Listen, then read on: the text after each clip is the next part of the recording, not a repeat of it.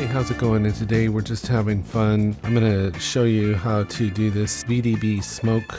I'm trying to create a wispy smoke, and I was inspired to do it from watching this tutorial on Open VDB, but honestly I tried following it and I never could quite get the same result. So I think you'll have to just play around with a lot of these settings to figure out something out that works for you. But I was pretty happy with the effect that I ended up getting. There's an endless number of ways that you could tweak it, so in that sense it could get frustrating in a sense, because I tried to follow all the settings in this tutorial but I couldn't get the same result. So anyway, here we go. It's actually very easy once you get going. So to start this, we're just going to go into model, we're going to go into geometry, we're going to pick toroid. I'm just going to turn the scroll wheel here and I'm just going to flatten that out a little bit, and then I'll just go ahead and adjust my perspective here a little bit. I'll just pull out. One thing I noticed is that in messing around with this, and I've been messing around with this for several hours, is that if you get 3D pixelization or voxelization when you're looking at your VDB smoke, sometimes it helps just to back away, increase the camera subject distance, and the pixelization or voxelization will be harder to see and you might not even notice it. So I'll show you what I mean in a minute. So we got our object there, and then all we got to do is go item, we're going to go to null, and we'll go OK. Then we come into properties and we're going to go to the primitive type and we're going to go Open VDB. We're going to go ahead and turn on the scattering channel. That's the main one that we'll be using. And then we'll go into the node editor, and then we're going to come into Open VDB, and we just need a few things here. So we're going to get mesh to volume, double click that. We're going to need noise, we'll double click that. And we just need the gas solver, double click that. So just those three things. And then there's just one more thing we need, and that's a procedural. And so this is why I say it's actually pretty simple. And then we just set this up like this. We're going to start with our mesh to volume, and then we'll have our noise, and then our gas solver here, and then we'll have our Open VDB. So honestly, really what it is mostly just a bunch of settings. Like I said, you can endlessly tweak them. So you just have to play around with it and see if you get it to a result you like. So to start, we'll just go to mesh to volume. We'll go through each one of these real fast. We'll set the target mesh to our toroid object. We'll leave it at fog volume. Here's your voxel size, and you can use that to essentially increase the resolution and make it smaller. But the smaller you make it, the different the effect looks sometimes. And like I said, sometimes you can just back the camera away. So 0.05 is actually fine for what we're doing. And we'll switch from local to world. And that's all we need to do on that setting, and we're done with this one. Now this one's probably one of the more involved ones. And again, there's so many options here, but try Smoky one, and then under options, we'll actually just leave those all on the default. And here is an interesting one. For foreground, actually I have a note here. Foreground, I believe we put at 5. So put that at 5. Oops. 5, and here on the Y, because we're going to stretch it a little bit, we'll put 2.5. So that's all we're going to do there. The only other thing that's really a trick, and I got out of that other video, was you want to set the foreground color to black, and that's a little tricky because you don't see anything then. So the options, we just leave them on default. We increase the foreground value to 5 and the Y 2.5 meters, and that's all we do with that one. And it's weird because you can't see it, but this will make it transparent around the edges of the smoke, which is really pretty effective. Let's go into the gas solver and do this real fast. For the ambient temperature, we'll put that at 0. And then for the fuel temperature, I put in 1400 for that. And for the gas density, I put 0.8.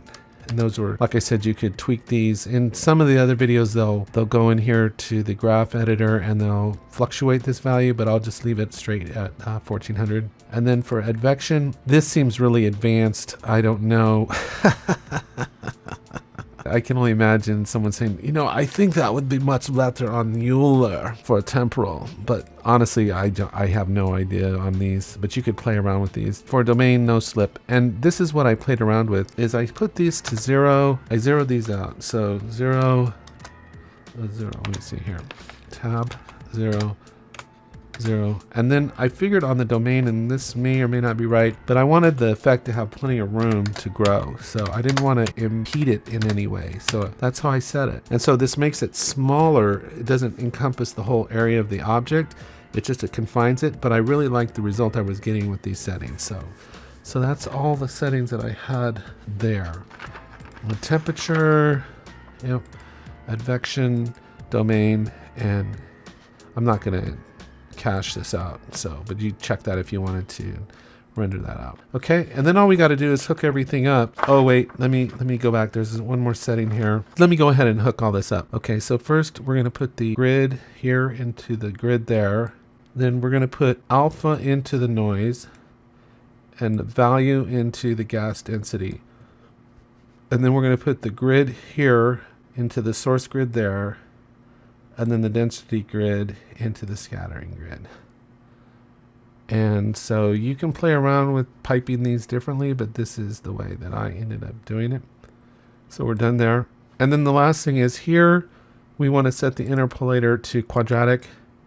And then on the scattering scale, I dropped this down to, let me see. Oh, I dropped it down to 0.55. And that was it. That's all my settings. If I hit play, we should see it start to go. Now it takes a while. What I have to do here is increase your frame. So I'll do that to 500. So let's let it go.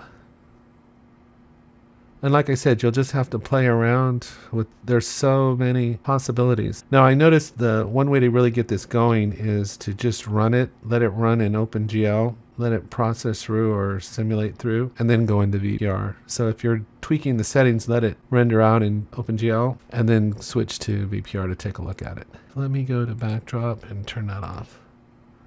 And that's what you get. It looks so...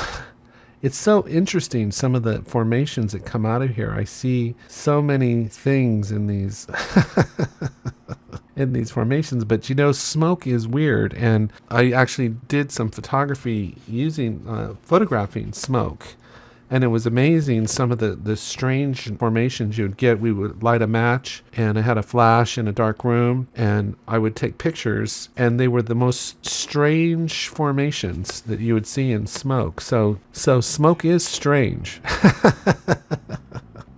But yeah, it's really something. Like this almost looks like somebody, I mean, you can see it's like a Rorschach, but it almost looks like somebody holding a plate or something, like somebody standing there holding a plate. Anyway, but you can let it render through.